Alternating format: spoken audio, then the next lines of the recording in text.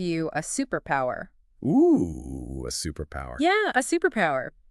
The ability to read people like a book. Imagine walking into a meeting or going on a date, Okay. and you could instantly tell what the other person is really thinking, even if their words are saying something else entirely. Yeah, like that. We're diving into the world of nonverbal communication today, and we're going to be guided by a YouTube audiobook that is packed full of insights Okay. about facial expressions, gestures, and even those super tiny micro expressions that can reveal hidden emotions. It is amazing how much we miss when we're not tuned into these signals, Right. because we tend to focus so much on what people are saying Yeah. that we overlook a wealth of information. It's like unlocking a secret language. Yes. And while we're going to uncover some universal cues, a smile is a smile anywhere in the world, we'll also touch on those important cultural differences that can add nuance to these interpretations. Oh, yeah, for sure. But first, let's lay the foundation with some body language basics. The audiobook stresses this idea of clusters. Okay. Rarely is it about just one gesture. It's like a detective piecing together clues. Mm-hmm. Think back to a job interview Okay. that you thought you aced, but then you didn't get the offer. Maybe you missed that cluster of cues. Oh, yeah. The interviewer's smile seemed strained. Their foot was tapping impatiently, and their gaze kept shifting away. Individually, these might mean nothing. Right. But together, they paint a different picture. Wow, I've definitely experienced that before. Suddenly, those I'm fine assurances take on a whole new meaning when someone's jaw is clenched Yes. and they're avoiding eye contact. It's not just about what they say, it's about that whole package of nonverbal signals. Exactly. And it goes beyond the visual, too. Yeah. Vocal tone and pitch are huge giveaways. Okay. A shaky voice can betray nervousness, while a firm tone suggests confidence. Yeah. We need to listen beyond just the words themselves. You know, it reminds me of that scene in the movie where the character says fine in this super shaky voice and you instantly knew things were about to go down. Right? That shaky voice is a perfect example of how emotions can leak out despite our best efforts to conceal them. Mm-hmm. The audiobook calls this emotional leakage, and it can manifest through facial expressions, tone of voice, even in the way someone holds themselves. So it's about looking for those inconsistencies when someone's words and nonverbals don't match up. That's where the real story lies. But hold on, the audiobook mentions this idea from NLP, neurolinguistic programming, Yeah. that our eye movements are linked to different thought processes. Is there any truth to that? It's a fascinating concept, and while it's not foolproof, it's certainly fun to observe in yourself and others. Okay. For example, looking up and left is often associated with visual memory, while up and right might be linked to auditory recall. Interesting. Next time you're trying to remember something, pay attention to where your eyes move. Okay. You might be surprised at what you discover. That's a great tip. I'm going to try that. Okay. Okay, let's get to the really cool stuff. Micro expressions. Yeah. These are those fleeting, involuntary expressions that can reveal hidden emotions, right? Precisely. They happen so quickly, sometimes just a fraction of a second, that they're easy to miss if you're not paying attention. You're right. The audiobook describes them as tiny facial movements Okay. that betray what someone might be trying to conceal. So if someone says they're not angry, but there's a quick flash of a furrowed brow, they've been busted, I'm starting to see how this could be useful. Let's take one micro-expression from the audiobook as an example. Okay. Contempt. Contempt. Okay. It's characterized by a one-sided curl of the lip, sometimes accompanied by a slightly raised eyebrow. Yeah. It's that classic, I'm better than you look. Oh, wow. I'm definitely going to be on the lookout for that one. You know, I wonder how many times I've missed these subtle cues in the past. It's like a whole new world is opening up. Speaking of subtle cues, let's shift gears and talk about speech patterns. Okay. How can the way someone speaks reveal things about them? The audiobook highlights how everything from pace and word choice to fillers and pauses can offer clues about a person's personality and state of mind. And those ums and likes we all use, I bet those are particularly revealing. The audiobook mentioned they could signal nervousness or deception, right? Yes. It's fascinating how something seemingly so insignificant can hold so much weight.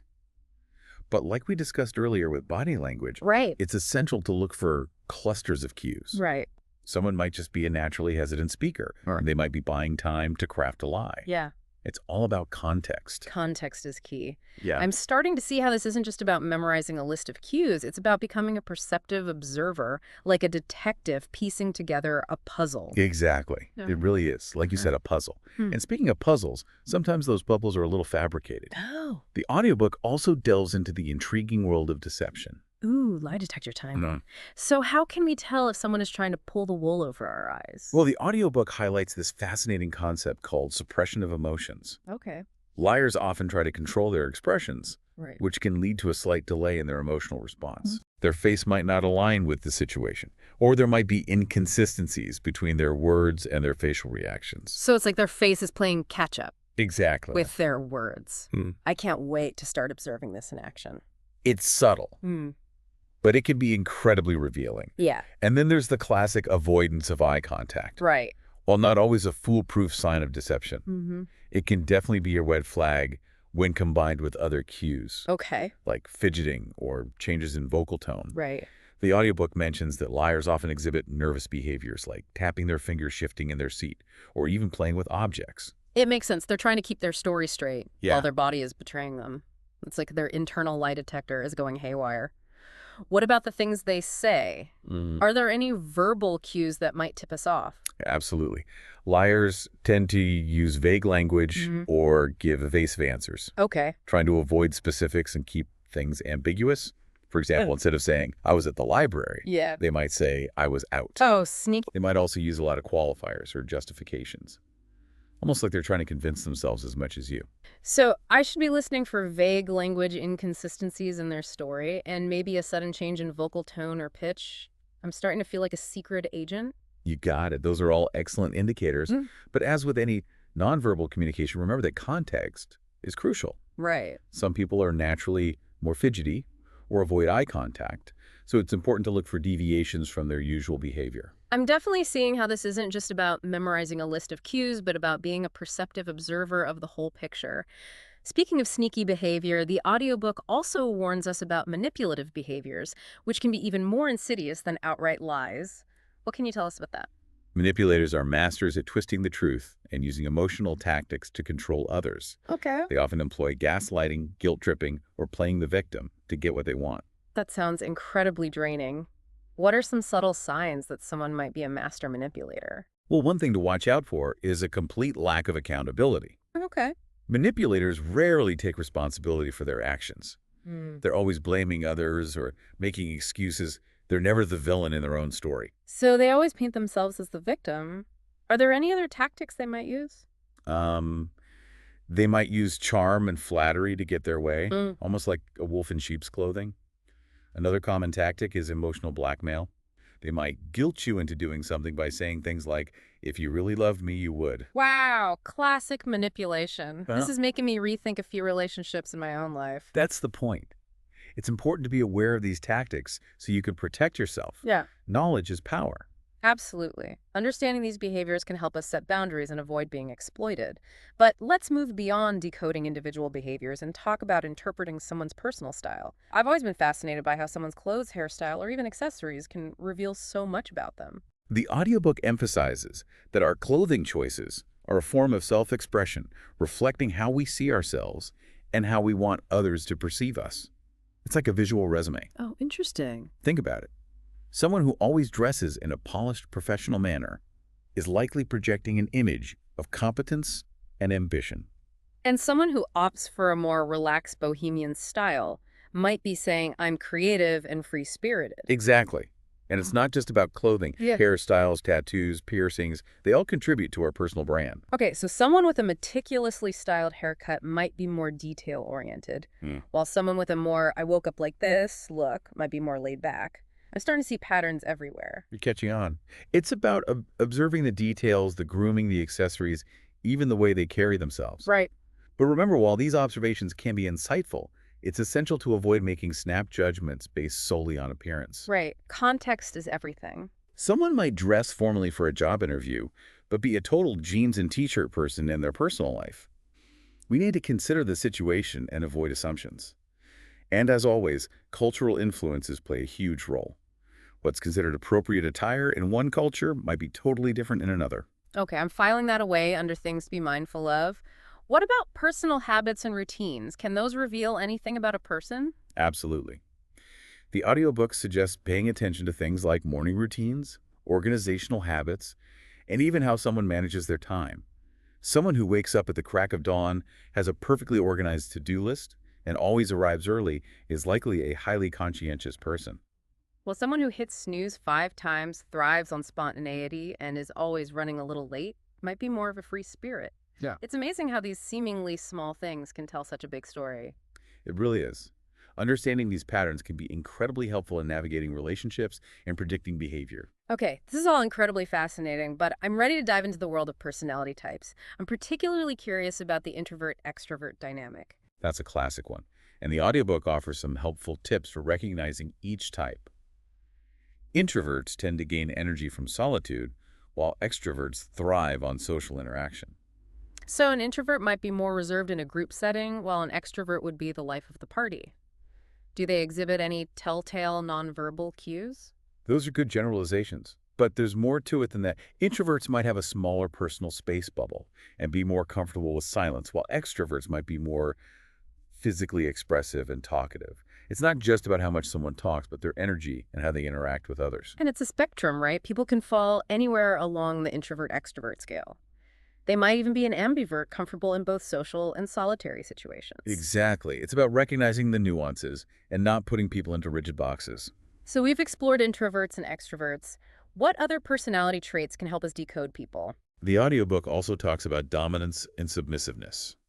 Dominant individuals tend to be assertive and take charge in social situations.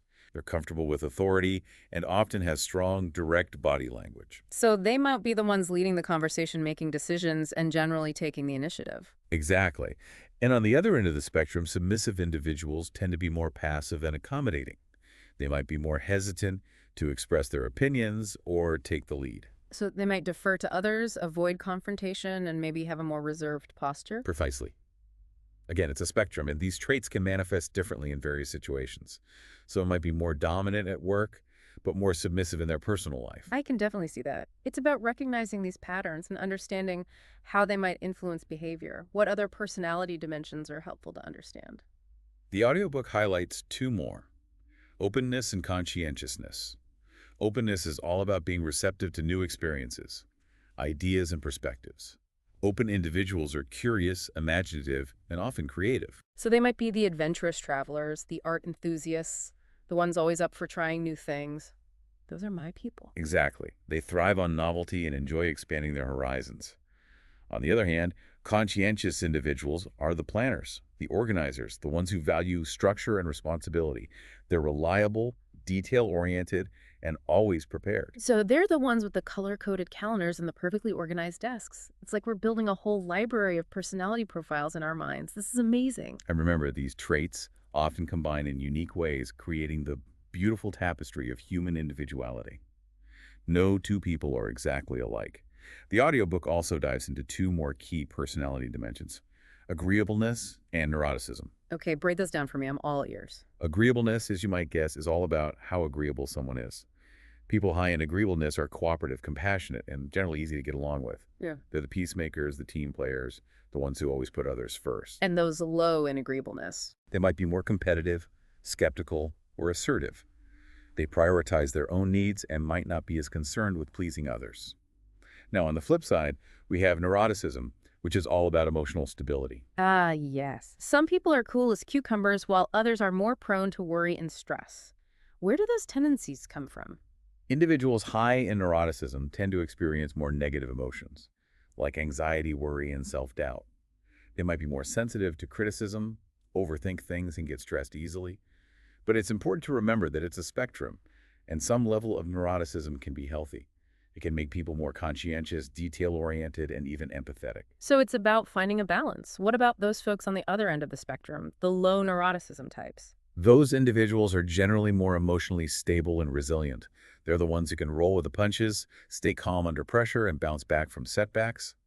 They're often seen as even-tempered, optimistic, and less prone to emotional swings. This is incredible. It's like we've unlocked a secret code for understanding human behavior. It really is fascinating, right? Like Mm. all these different pieces coming together Yeah. to make us who we are. But the audiobook doesn't just leave us with these decoding skills for individuals. Right. It goes a step further and looks at how this all plays out when people interact. So now that we've learned to read a single person's tells, we're leveling up to relationship analysis.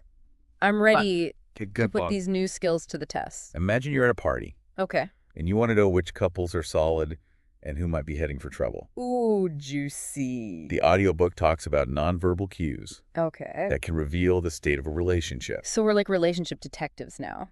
I love it. What kind of Agreed. things should we be looking for? One thing to observe is synchronicity, Ah, okay. how couples' body language naturally syncs up when they're deeply connected. Hmm. You might notice them finishing each other's sentences or instinctively reaching for each other's hands. It's like their bodies are moving in harmony, almost like a dance. And I imagine a lack of synchronicity where their bodies seem to be speaking different languages could be a sign of tension or disconnect. That's a great analogy. Hmm. And speaking of nonverbal cues, the audiobook emphasizes the importance of touch in relationships. The frequency and type of touch Oh, yeah. can reveal a lot about the level of intimacy and connection. So a couple constantly holding hands or touching each other's arm is probably pretty solid, while a couple who avoids physical contact might be more distant. That's a good general observation. Mm. But it's important to remember that context is key. Right. Of We course. need to consider cultural norms and individual differences. Right. Some people are just naturally more affectionate than others. What about power dynamics? Can we use these skills to decode those as well? Absolutely. Power dynamics can be incredibly revealing in any relationship, whether it's between a parent and child, boss and employee, or even friends. The audiobook talks about how to spot those nonverbal cues that indicate who holds the power. For example, someone in a position of power might take up more physical space, interrupt others more frequently, or use more direct eye contact. While someone in a less powerful position might hesitate to speak up, avoid eye contact, or maintain a more closed-off posture, this is fascinating. I'm starting to see how we can apply this knowledge to so many different areas of life. It's amazing how much information we miss when we're not paying attention to these subtle cues. It's like we've been walking around with blinders on. Hmm. But now, thanks to this deep dive, we're removing those blinders and becoming more aware, more perceptive, and ultimately more connected to the people around us. And as the audiobook reminds us, this is an ongoing journey. There's always more to learn, more to observe, and more to understand about the fascinating world of human behavior. Absolutely. But with each new insight, we become better communicators, more empathetic listeners, and ultimately better human beings. So to everyone listening, get ready to decode. Pay attention to those nonverbal cues, practice your active listening skills, and embrace the beautiful complexity of human interaction. And remember, the most valuable skill of all is empathy. The more we try to understand the world from other people's perspectives, the richer and more meaningful our lives become. That's a perfect note to end on. Thanks for joining us on this deep dive, everyone. We'll catch you next time for another fascinating exploration of the human experience.